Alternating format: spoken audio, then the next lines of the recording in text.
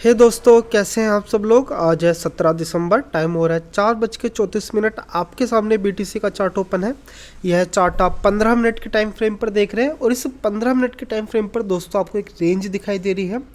और आप यकीन मानिए कि ये जो आप रेंज देख रहे हैं, मार्केट हमेशा जितना आप लंबा टाइम फ्रेम करके चलोगे, मार्केट हमेशा उस रेजिस्टेंस को या उस सपोर्ट को काफ़ी रिस्पेक्ट देती है। ठीक है, तो मैं तो हमेशा मान के चलता हूँ कि भाई अगर मैं 15 मिनट के टाइम फ्रेम पर देख रहा हूँ तो फिर मेरे लिए मान के मैं चलूँगा कि भाई यहाँ पर हमेशा सेलिंग आएगी और हमेशा यहाँ पर आपको बाइंग देखने को मिलेगी। ठीक है, आप चाहो तो आप इसको आधे घंटे के टाइम फ्रेम पर भी देख सकते हो, लेकिन मैं अपने लिए 15 मिनट के लिए ही मैं यहाँ पर देखना पसंद करता हूँ। ठीक है, तो दोस्तों यहाँ पर आपको एक रेजिस्टेंस दिख रहा है जो कि है 86,821 पर, और वहीं सपोर्ट आप देख रहे हैं 86,217 पर। ठीक है, तो इतना तो है कि देखो, अगर आप पिछली 3 कैंडल को देखोगे तो आपको यहाँ पर पता चलेगा कि भाई मार्केट में अभी यहाँ पर कुछ खास मूवमेंट है नहीं। ठीक है, मार्केट कोई डायरेक्शनल नहीं है, बस एक तरह से ये कंसोलिडेशन के अंदर है।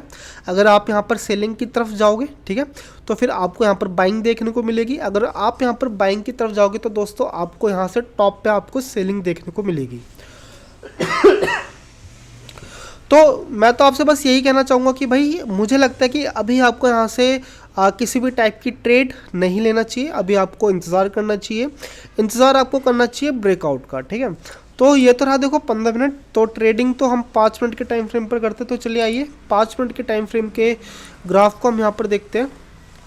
तो आपको यहाँ पर काफ़ी अच्छा खासा आपको कंसोलिडेशन दिखाई दे रहा होगा, और इसी कंसोलिडेशन के अंदर आपको एक रिजेक्शन कैंडल भी आपको देखने को मिल रही है। ठीक है, तो देखो सिंपल सी बात है, अगर आप यहाँ पर ट्रेड लोगे, ठीक है, आप जब बाइंग की तरफ जाओगे या फिर आप सेल की तरफ जाओगे, तो प्रोबेबिलिटी ज़्यादा यही है कि भाई आपका यहाँ पर लॉस होने के ज़्यादा चांसेस है, आपका यहाँ पर प्रॉफिट होना बहुत ज़्यादा मुश्किल है। ठीक है, तो चलिए फिर यहाँ पर जब भी किसी भी तरह का ब्रेकआउट देखने को मिलता है तो फिर मैं आपको इन्फॉर्म करता हूँ। तो हे दोस्तों, ये कैंडल जस्ट शुरू हो चुकी है और इस कैंडल को शुरू हुए करीबन 1.5 मिनट हो चुका है। और जैसे ये कैंडल अपनी प्रीवियस कैंडल को ब्रेक डाउन करेगी तो मैं वैसे यहाँ पे ट्रेड लेने वाला हूँ। और मैं आपको बता दूँ कि हमेशा जब भी आप यहाँ पर ट्रेड लोगे तो दोस्तों काफ़ी ज़्यादा हाईली परसेंटेज चांस होते हैं कि यहाँ पर आपको कुछ इस तरह की एक रिजेक्टेड कैंडल आपको देखने को मिले। ठीक है, लेकिन उतने ही हाईली आपके ज़्यादा चांसेस होते हैं कि भाई यहाँ पर आपको प्रॉफिट भी 2x और 3x भी यहीं पर ही होता है। तो यहाँ पर अगर आप ट्रेड ले रहे हैं तो भाई मान के चलो 50-50 ट्रेड होता है। तो चलिए पहले मैं यहाँ पर एक ट्रेड एग्जीक्यूट कर लेता हूँ, और मैं यहाँ पर देखो एसएल मैं ज़्यादा नहीं रखने वाला। ठीक है, एसएल जस्ट इसी की स्पाइक पर मैं यहाँ पर रखने वाला हूँ। तो करीबन $275 का यहाँ पर एसएल है। और देखो जब भी आप यहाँ पर ट्रेड लें तो एकदम से स्टार्टिंग में ट्रेड ना ले लें, पहले इस कैंडल को अपने आप को चेक करने दीजिए, आपको रीटेस्ट करने दीजिए, यानी कि ये थोड़ा सा नीचे की तरफ आए, एक स्पाइक बनाए, फिर उस स्पाइक के बाद जब ये अपनी प्रीवियस कैंडल को ब्रेक डाउन करे तो ही आपको यहाँ पर ट्रेड एग्जीक्यूट लेना चाहिए। ठीक है, इससे फ़ायदा ये है कि देखो अब जैसे ये रिजेक्टेड कैंडल यहाँ पर फॉर्म हो रही है, अगर यहाँ पर मान के चलो मेरा एसएल हिट होता भी है तो ये काफ़ी छोटा एसएल है, करीबन नहीं तो $275 का ही यहाँ पर एसएल है। ठीक है, और वहीं अगर आप इसके शुरुआत से ही अगर आप एक ट्रेड ले लें तो आपको दोस्तों एसएल काफ़ी लंबा रखना पड़ेगा, करीब नहीं तो इसी कैंडल पर रखना पड़ेगा। ठीक है, तो फिर बस वही है कि हो सके तो आप अपना एसएल जितना ज़्यादा छोटा रखें उतना ज़्यादा बढ़िया है। तो मैं जब भी इतने ज़्यादा हाईली रिस्क वाले एरिया पे मैं ट्रेड लेता हूँ तो दोस्तों मैं ऐसे ही करता हूँ। ठीक है, जब भी कैंडल की जो स्पाइक होती है मैं इसी स्पाइक पर मैं अपना एसएल रखना यहाँ पर पसंद करता हूँ। तो वेल देखो अभी इस कैंडल की क्लोजिंग में जस्ट 2 मिनट के आसपास का टाइम है। अगर यहाँ पर मार्केट को ब्रेकआउट देना होगा तो दोस्तों इसी कैंडल पे मिल जाना चाहिए। ठीक है, अगर ये कैंडल छोटी बनती है तो भाई निकल लो वहाँ से, कल्टी मार लो। अगर कल्टी नहीं मारना तो फिर अपना एसएल आप थोड़ा सा और कम कर सकते हो। ठीक है, जैसे कि मैं अभी आपको इसी ट्रेड में अपना एसएल और थोड़ा कम करके दिखा रहा हूँ। $275 है, मुझे यहाँ पर बैठे रहने की कोई ज़रूरत नहीं है भाई, मैं अपना ट्रेड यहाँ पर न्यूट्रल कर रहा हूँ। तो मैंने यहाँ पर करीबन नहीं तो आपके सामने ही $30 मैंने यहाँ पर रिजर्व कर लिए हैं। ठीक है, तो अब यहाँ से बेसिक एक रिजेक्टेड कैंडल बन जाए, एक तरह की स्पाइक यहाँ पर आ जाए भाई, कोई दिक्कत वाली बात नहीं है।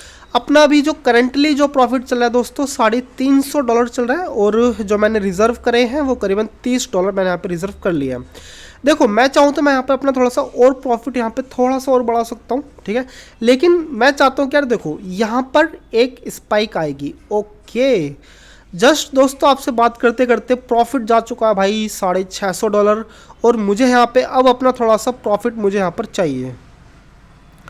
तो ज़्यादा भी नहीं यार, $130 अब मुझे यहाँ पर चाहिए, ठीक है। क्योंकि देखो दूसरी कैंडल बनेगी भाई, ज़रूरी नहीं है कि दूसरी कैंडल भी जस्ट इसके ऊपर ही बनती चली जाए, हो सकता है कि थोड़ा सा वो नीचे की तरफ आए, एक स्पाइक बने, तो इसके लिए स्पेस चाहिए। तो आप इस ट्रेड को देखिए भाई, मैं तो इस ट्रेड से काफ़ी खुश हूँ। $130 मुझे यहाँ पर मिल रहे हैं, और करंटली प्रॉफिट $735। आप इस डॉलर को मत देखिए, जो मेरे पास जो रिजर्व है वो ही मेरे पास अभी $130, ठीक है। क्योंकि कुछ नहीं पता मैं यहाँ पर कहाँ बैठा हूँ भाई, यहाँ पर स्पाइक बनती है, ठीक है। अगर आप ये मान के चलो कि भाई यहाँ पर स्पाइक नहीं बनती, तो भाई दोस्तों आपको सीखने की ज़रूरत है और ज़्यादा, ठीक है। जब भी आप यहाँ पर रेजिस्टेंस पे कोई भी आप ट्रेड लोगे, तो यहाँ पर मान के चलिए 70 to 80% आपको स्पाइक देखने को मिलेगी। तो बस मैं आपको ज़्यादा पकाना नहीं चाहता, आप इस ट्रेड को देखिए, मैं फिर आपको कुछ चीज़ें थोड़ी देर बाद मैं आपको अपडेट करता हूँ।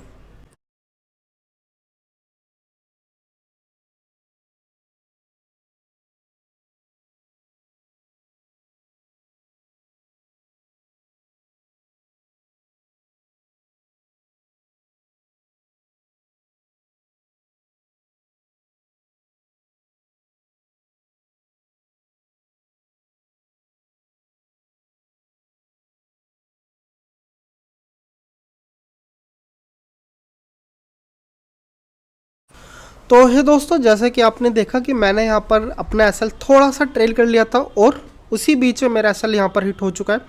करीबन मुझे इस ट्रेड में $670 मुझे यहाँ पर मिले, ठीक है। एंड देन देखा जाए तो मैं इस ट्रेड से काफ़ी खुश हूँ, एंड देन मैं काफ़ी ज़्यादा खुश हूँ कि मैंने अपना एसएल थोड़ा सा ट्रेल करा। क्योंकि दोस्तों देखो, आप इस कैंडल को देखोगे तो इस कैंडल का करीबन हाफ टाइम यहाँ से जा चुका है, ठीक है।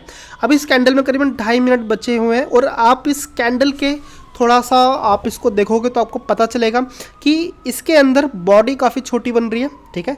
स्पाइक आपको काफ़ी ज़्यादा लंबी देखने को मिल रही है, एंड देन हो सकता है कि ये एक अच्छी खासी मारी बुजू कैंडल में क्लोजिंग दे। लेकिन जब भी आप ट्रेड ले रहे हो, ठीक है, एंड देन कैंडल का आधे से ज़्यादा टाइम बीत चुका है, तो फिर मेरे हिसाब से आपको जो अपना एसएल है जस्ट इसके बॉटम पर रखना चाहिए, ठीक है। देखो प्रोबेबिलिटी दोनों में ज़्यादा है कि हो सकता है कि भाई थोड़ा सा नीचे लेकर के थोड़ा सा ऊपर चला जाए, फिर एक स्ट्रॉन्ग मारीबुजू कैंडल बन जाए, ऐसी प्रोबेबिलिटी बहुत ज़्यादा हाई रहती है। लेकिन ऐसी भी प्रोबेबिलिटी बहुत ज़्यादा हाई रहती है कि भाई कि कैंडल ने अपना आधे से ज़्यादा टाइम निकाल लिया, और वो एक तरह का एक रिजेक्शन कैंडल में भी क्लोजिंग दे सकती है, ठीक है। तो ऐसे में क्या होता है कि आप बहुत लंबे टाइम तक प्रॉफिट में बैठे रहते हैं, फिर आपको इससे प्रॉफिट ही लॉस होता है। तो जस्ट जैसे कि आपने देखा कि मैंने अपना जो एसएल है जस्ट इसके बॉटम पे रख दिया था, एंड देन वो हिट हो चुका है। $637 मेरे को यहाँ पे मिल चुके हैं, और मैं यहाँ से अब कोई दूसरा ट्रेड मैं यहाँ से नहीं लेने वाला हूँ, ठीक है। तो आपको यहाँ पर वीडियो कैसी लग रही है भाई, आप मुझे कमेंट करके बताइए। एंड देन अगर आपने यहाँ तक वीडियो देखी है तो आपके लिए बहुत बहुत साधुवाद। चलिए मिलते हैं कल आपसे। अब